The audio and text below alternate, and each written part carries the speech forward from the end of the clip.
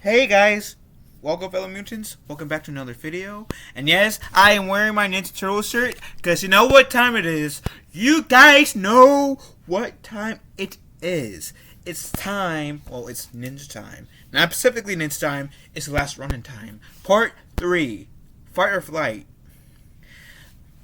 So, essentially what happened last time, how the last, uh, um, part ended was April. We saw April getting the head of the Fugitoid out of safe.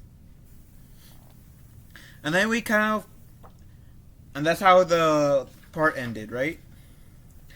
And uh, in the last part, we got like an origins of how Michelangelo, like where Michelangelo's been, him being the last Ronin. I gotta say, I still find this outfit to be so badass. But Fight or Flight starts out with a flashback about Hiroto is getting inducted into being the leader of the Foot Clan, and I'm guessing Oroku Saki is dead at this point. And Karai, she is unconscious, which I was saying in the last what video that Raphael and Karai fought, and how Karai, I'm guessing that's how Raphael died, by his duel with Karai, and Karai has been in the stasis cube, right? Well, it was confirmed in here that due to that fight, she has been in a coma.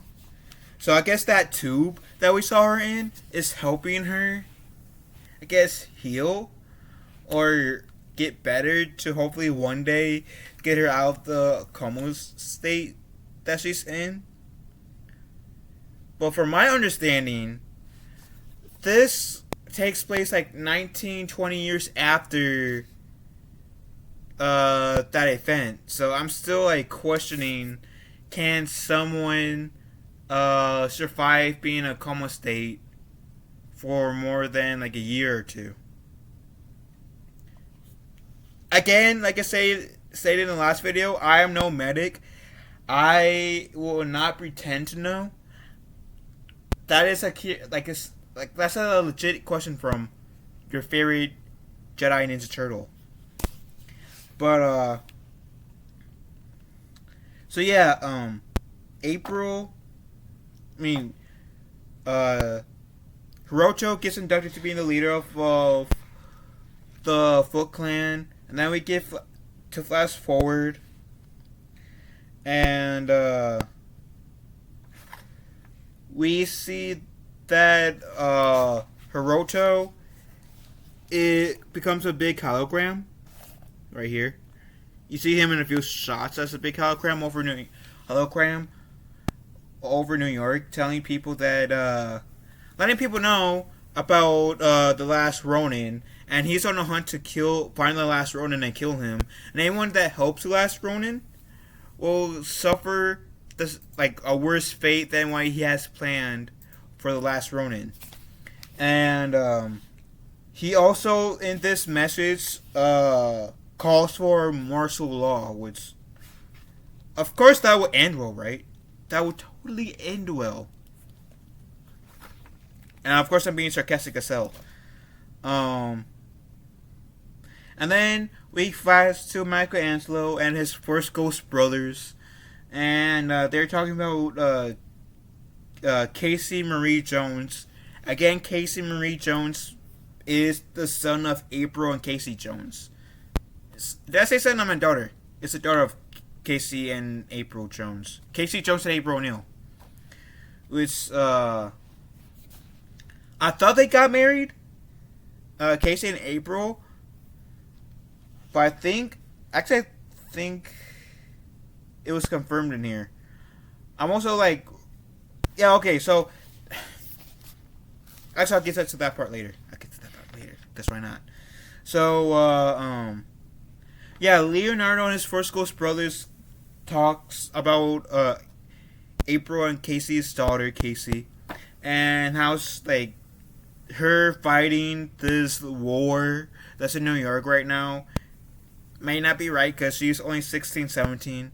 And Michelangelo said to his First Ghost brothers, "Does that sound familiar?" And then one of them says, "Yeah, but in our case, it was different. We were trained at a very young age. Casey does not have our training. So different case, Mikey. Or Mike, as they said." And Mikey says, "And we were Splinter's kids, and Cry was Strider's, and Hiroto's hers, and here we all are, back to square one, back to..." And then that's when Casey comes in. And Casey, it says it goes topside, but before she does, she tells Michelangelo that April needs to talk to her. Right? Talk to him.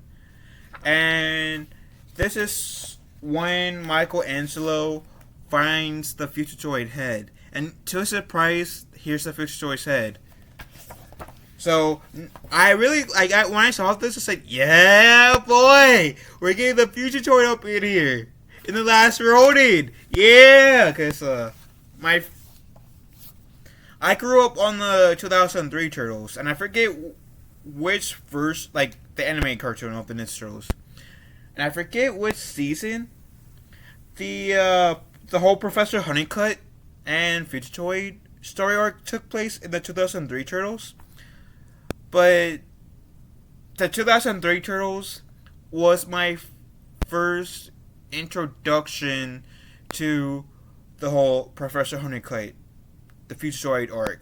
Now I saw him again in the 2012 Turtles, and I am currently making my way through the 1980s cartoon. So I'm not sure if the Future Droid was introduced with these turtles. I will find out. I'm excited about watching this 1980s series, finishing that up, and you guys can expect a review of how I feel of the 1980s cartoon at some point after I'm done with the 10 seasons. Yeah. Anyways, that was side note or whatever you want to call it. Back to the last Ronin. So we see the Future Droid, and how that conversation ends is April saying, "Yeah, we have a lot of stuff we need to catch up on," and then we get a flashback, right? And I at first was confused on who this guy was, where my finger's pointing, but it turns out that this guy right here is Baxter Stockman. And this whole flashback was essentially the Turtles and Splinter talking about how Hiroto is calling for a truce between the two clans. So Splinter was going to New York, and I think Donatello's going with him to not New York, Japan, to try to make peace talks with the Hiroto clan. That obviously failed, because otherwise this story would not be taking place. And then there's this really cool fight scene where Leonardo, Michelangelo, and I think at this, I don't know where Raphael was at exactly, but Leonardo, Michelangelo, and Casey Jones, and April and the Future Droid, all, and some of the Resistance members, are fighting some of the Foot Clan and Stockman's Smashers. Essentially, it's first just the Foot Clan, right? And Michelangelo essentially tries to get the future droid and April to safety. But Leonardo and Casey tries to call by Michelangelo enough time, right? And then all of a sudden, I feel like this is the better. All of a sudden, there are like Mouser heads coming out, right? And that's when Casey and Leonardo finds out that yeah, we're shit out of luck. So we need to whatever you gotta do, Michelangelo, you gotta do it now. But it turns out this is like the first like moment, I guess, when they realize that Casey and Leonardo realizes that the only way that they can get out of it is if by I guess through their sacrifice. And then there's this like explosion, right? And yeah, there's this explosion that occurs, and I'm guessing that's how Casey and Leonardo dies in here. Leonardo is my favorite turtle. He's my favorite turtle out of the four. And when I saw this, because I knew that Michelangelo's the last Ronin, but when I saw this, it's like, ugh. Why? Like, come on! Don't do this to me! Killing off my favorite turtle? Even though I know he's dead, because Michelangelo likes to talk to his Force Ghost brothers. Don't do this to me. And I just realized, I'm hoping this will get answered in a future issue or chapter, whatever. That why isn't Michelangelo talking to Splinter? Because Mikey is talking to Leonardo, Donatello, and Raphael as like this versions of Force Ghosts. But I'm actually curious on why Splinter isn't in the picture as like a last Ronin version of the Force Ghost. So if you guys know, let me know. Unless it's a spoiler, just tell me spoilers. But I am curious on why. I'm just curious why we aren't getting any like Force Ghost Splinter. And then we see Casey Marie going up to the well, we're in present time now, and we see Casey Marie in the subway make her way up to the top side. So we see her with her gang, and they're fighting the foot soldier cops, the Robo Cop, the Foot Ninja RoboCop people, and they make a plan to like meet in the sewers, essentially meet underground, and she essentially makes her way to the sewers to warn April, and then we see that April is trying to poke Mikey with Nito to better understand how his mutation mutated even more. Because if you guys don't know, the only reason why the Turtles and Splinter are human-sized forms, because when they were like normal size for Rat and Turtles, they were mutated with some ooze, right? And they got into human size, hence they essentially look like human-sized Turtles and Rat. And well, in here, Michelangelo grew even more, like grew in size. So with how big he got, because of the mutation that he got on the search 16 years ago, this place takes place like what 20-ish years, 23 years in the future. So like what 36, 46 years. Michelangelo's mutation made him grow even more. From my understanding, I don't know. Point is, Michelangelo got bigger due to his mutation, and April was trying to figure it out, right? And then,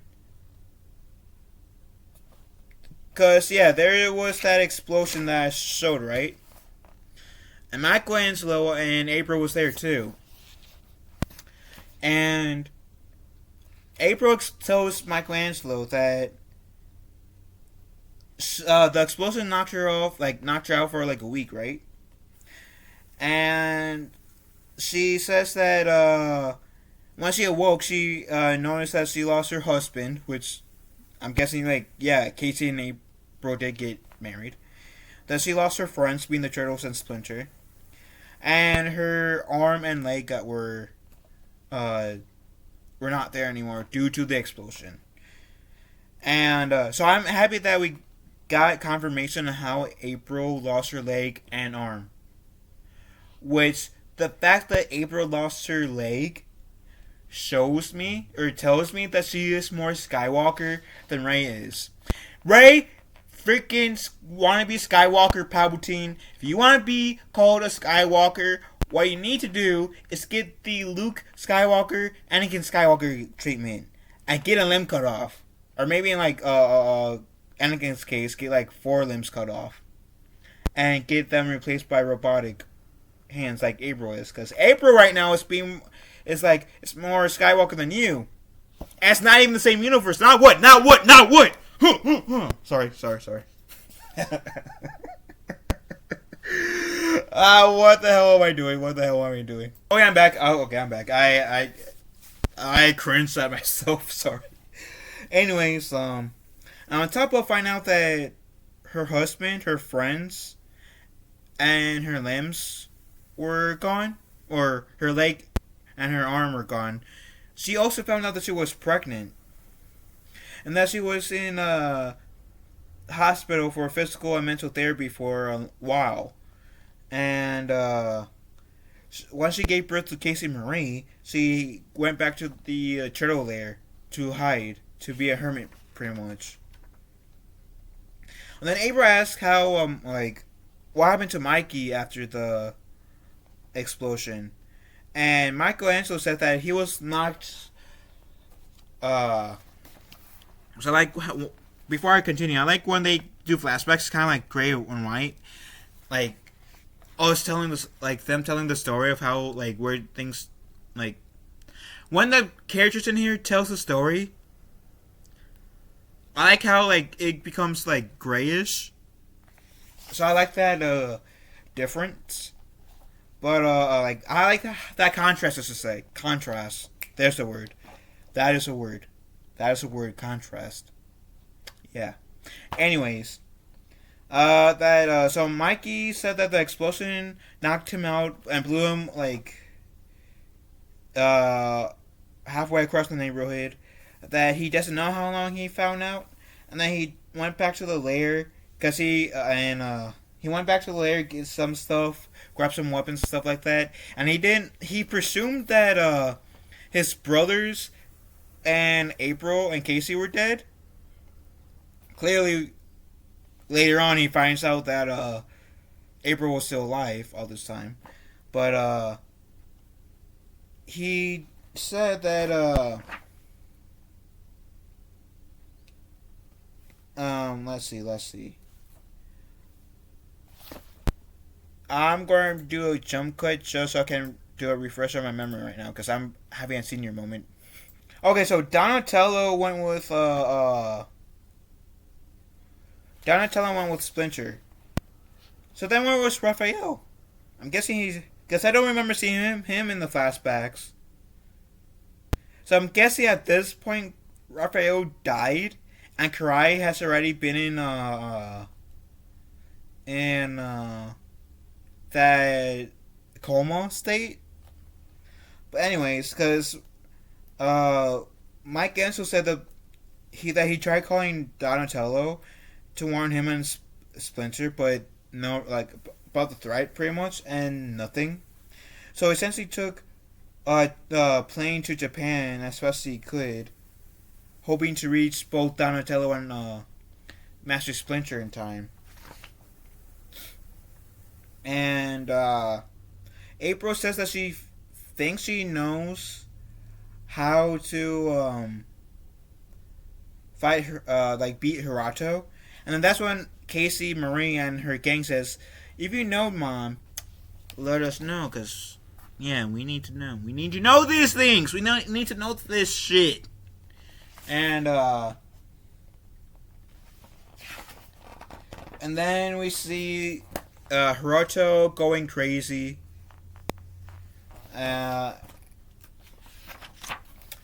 Which is not surprising because the Saki family is pretty cray-cray. I mean, the grandfather is Shredder.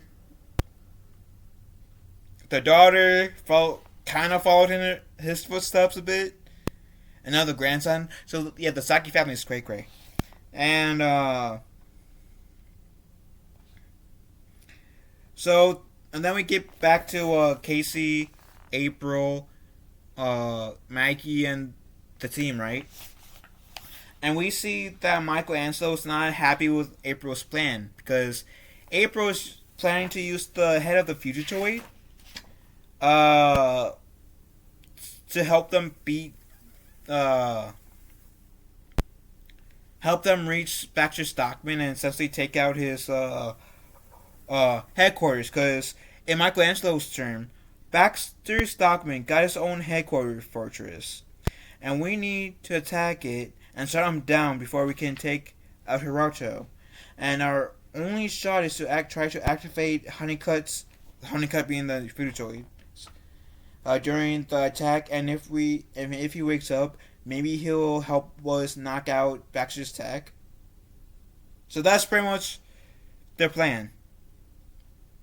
And Michelangelo isn't happy for it until I guess he sees the April's version of the Turtle Fan. I guess Turtle Fan 2.0, 3.0. I don't know whose version of the Turtle Fan that is, but anyways. And then, which this is a better glimpse of the picture, right? And then we see Mikey and Casey in the battlefield, right? And Michelangelo tries to communicate with tries to communicate with April on the walkie-talkie, but communication's getting cut. So forcing Michelangelo to think of a different plan. And this is where we stop, right? Because the next page is the start of chapter 4, or part 4, which is called Blood in the Snow. Sounds very, very interesting, doesn't it? Blood in the Snow. So, I'm liking the whole Lone Ranger thing that Michelangelo is doing. I like the flashbacks that they're giving us to speed us, bring us up to date. And I do like how crazy they are making Hiroto look. And I do like, because I do like how some questions that I've had from Volume 1, which was how did Karai go into that stasis chamber? They explained. And on top of some other questions that I've been having, and how for example, I like how in this chapter that we read, I liked how they told us how April lost her arm and leg. And of course you naturally ask the question, how did the turtles, with the exception of Michelangelo and Splinter, die off? And I like how in pretty much in each volume we've been getting answers of this is how Raphael died. This is how Splinter died. This is how Leonardo and Casey died. So the only turtle we haven't got to yet at the moment is Donatello, which I'm guessing is gonna be in the next volume.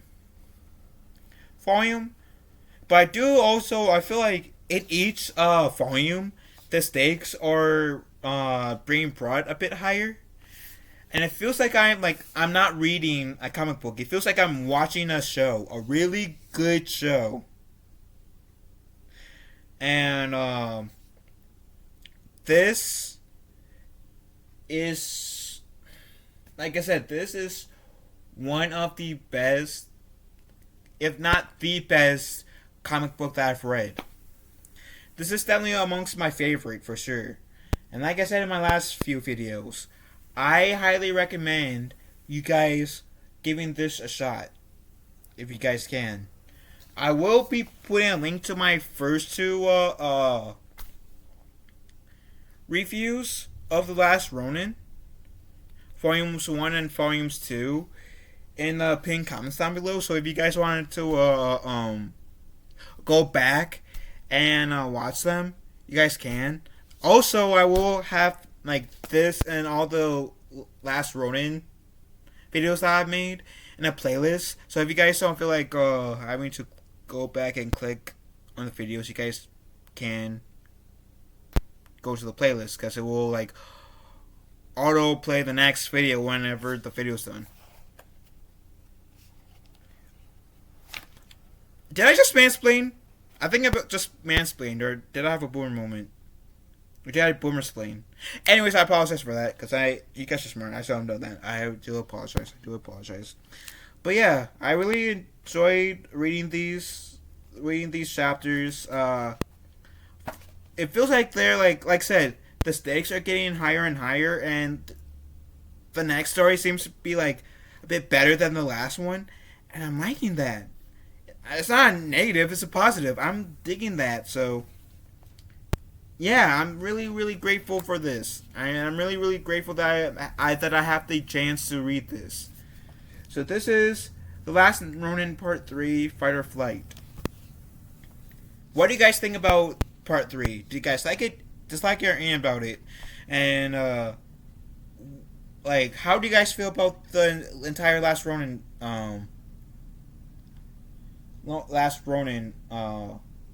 series? Let me know in the comment section down below. Part 4 will be coming out soon, as well as Part 5. And after I reviewed all 5 parts, is when I'm planning to do a live stream telling you guys how I feel about the series as a whole. And on that stream, I might have like a special guest or two on the panel. So keep an eye out for that. But anyways, I'll catch you guys later. Love you all. Have a wonderful day. Be kind to one another. And turtle power, my friends. Turtle power.